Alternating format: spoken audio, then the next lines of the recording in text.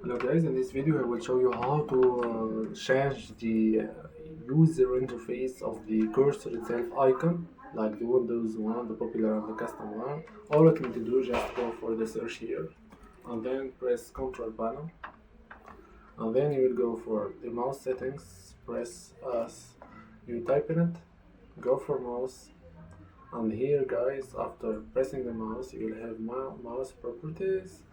Go for the pointer, and here we can change everything about the Windows things. And also the thing is that you don't like the normal selection. All what you need to do is just go for browse and you can use any icon that you want to change with.